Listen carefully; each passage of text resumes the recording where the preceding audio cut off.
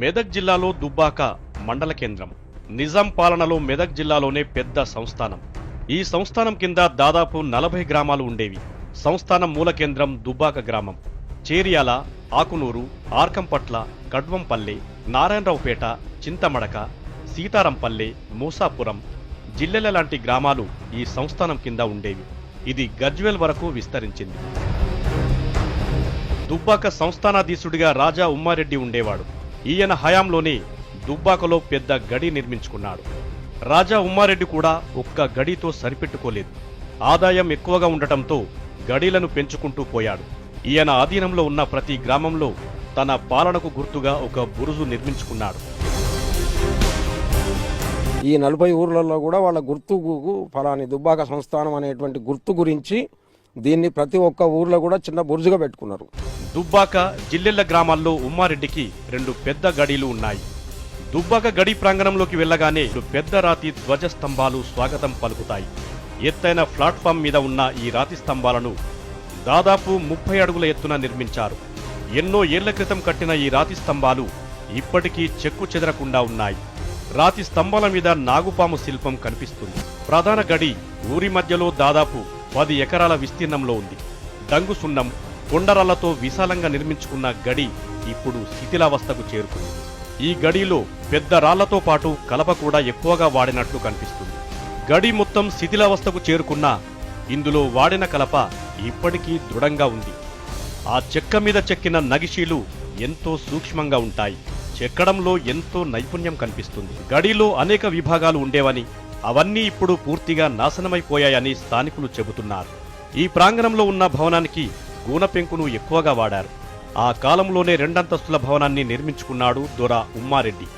గడిని నిర్మించి దాదాపు 100 సంవత్సరాలు కావడంతో బాగా శిథిలమైపోయింది. అప్పట్లో ఈ భవనం రాజకోటను తలపించేదని చెబుతున్నారు. ఒకప్పుడు ఎంతో వైభవంగా, గంభీరంగా ఉన్న ఈ ప్రాంతం ఇప్పుడు పగిలిపోయిన గోడలతో, విరిగిపోయిన చెక్క ముక్కలతో పశువుల కొట్టంలా మారిపోయింది. ఈ గడి ఉన్న ఆవరణం ఇప్పుడు మార్కెట్ యార్డ్గా మారింది.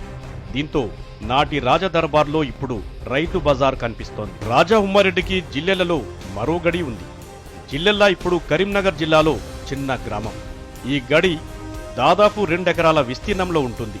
ఎత్తైన ప్రహరీ గోడలతో, 4 వైపులా బురుజులు, ద్వారాలతో గంభీరంగా ఉంది ఈ గడి. ఈ గడి చుట్టూ లోతైన కదకం ఉండేది. ఇప్పుడది సగం పూడుకుపోయింది. ఒకప్పుడు గడి ఆవరణలో చాలా భవనాలు ఉండేవని, ఇప్పుడు ప్రహరీ గోడ మాత్రమే మిగిలిందని చెబుతున్నారు. నిర్మానుష్యంగా మారిన ఈ ప్రాంతం ప్రస్తుతం కాలు పెట్టలేనంత భయానకంగా మారింది. రాజా ఉమ్మారెడ్డి సంస్థానాధీశుడు మాత్రమే కాదు, పెద్ద దురాక్రమణదారుడు కూడా. దుబ్బాక సంస్థానంలో ఉన్న 40 గ్రామాల్లో 1,00,000 ఎకరాల సాగు భూమిని ఆక్రమించుకొని తన ఆధీనంలో ఉంచుకున్నాడు. దీంతో చిన్నా చితక రైతులెవరూ మిగల్లేదు. అందరూ కౌలుదారులుగా, జీతగాళ్లుగా మారిపోయి రాజు మీదే ఆధారపడేలా చేసుకున్నాడు. దుబ్బాక సంస్థానం కావడంతో ఇక్కడ ఈయనే రాజు. ఈయనకే ప్రత్యేకమైన బలగాలు కూడా ఉండేవి. ఫ్యూడల్ వ్యవస్థ ఎంత అమానుషంగా ఉండేదో ఈ సంస్థానాన్ని చూస్తే అర్థమవుతుంది.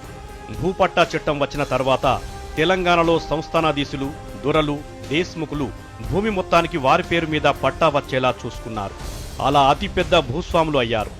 దారుణమైన విషయమేమిటంటే ఫ్యూడల్ వ్యవస్థ అంతరించి సీలింగ్ యాక్ట్ వచ్చేంత వరకు దొరలు భూస్వామిగానే కొనసాగారు. ఇక్కడి గడీలు అరాచక వ్యవస్థకు మూల కేంద్రాలుగా ఉండేవి. జిల్లెళ్ల గ్రామంలో ఉన్నటువంటి కులాల కమ్యూనిటీ లోపల ఎక్కువ రెడ్లే వాళ్ళ యొక్క అధికారాన్ని చెలాయించారు. వారి కింద పట్వారీ, మాలీ పటేల్, పోలీస్ పటేల్ అనే 3 ఉద్యోగస్తులు ఉండేవారు. వారు కూడా సామాన్య ప్రజలపైన నిరంకుశంగా వసూలు చేసి సమాజాన్ని చాలా వరకు దోపిడీ చేశారు. జిల్లెళ్ల గడి పరిసర ప్రాంతాల్లో భూమిని తవ్వితే అస్థి పంజరాలు బయటపడతాయని చెబుతారు. అహంకారానికి ప్రతిరూపమైన ఈ గడి కుమ్మరి, చాకలి, మంగలి, గౌడ కులస్తులు వాళ్ల పనులు చేసుకుంటూనే గడిలో పనిచేసేవాళ్లు. తెలంగాణలో భూస్వామ్య వర్గం మినహా మిగిలిన వారందరూ వెట్టి నుంచి తప్పించుకోవడం సాధ్యమయ్యేది కాదు. స్వతంత్రం రాగానే వీరు కున్న గడీలు పెత్తనమంతా పోయి గత కొంతకాలంగా వీరుకున్న ఆస్తులను గ్రామ పంచాయతీలకు అమ్ముకొని హైదరాబాద్లో స్థిరపడ్డారు. అంటే రాజకీయానికి అనుకూలంగా ఉండి పదవులు వచ్చినప్పుడు అనుభవించి పదవులు పోగానే హైదరాబాద్లో సెటిల్ అయ్యి వివిధ దేశాలకు పోయి వాళ్ళ బతుకుదేరు వాళ్ళు బతుకుతున్నారు. హైదరాబాద్లో స్థిరపడిన తర్వాత దొర వారసులు తమ తండ్రి పాలించిన గ్రామాలతో సంబంధాలు కొనసాగించలేదు. దుబ్బాకలోని 10 ఎకరాల గడి పూర్తిగా శిథిలమైపోవడంతో ఈ ప్రాంతాన్ని గ్రామ పంచాయతీకే ఇచ్చేశారు. జిల్లెలలో నిరుపయోగంగా ఉన్న గడిని గ్రామ ప్రయోజనం కోసం వాడాలని స్థానికులు కోరుతున్నారు.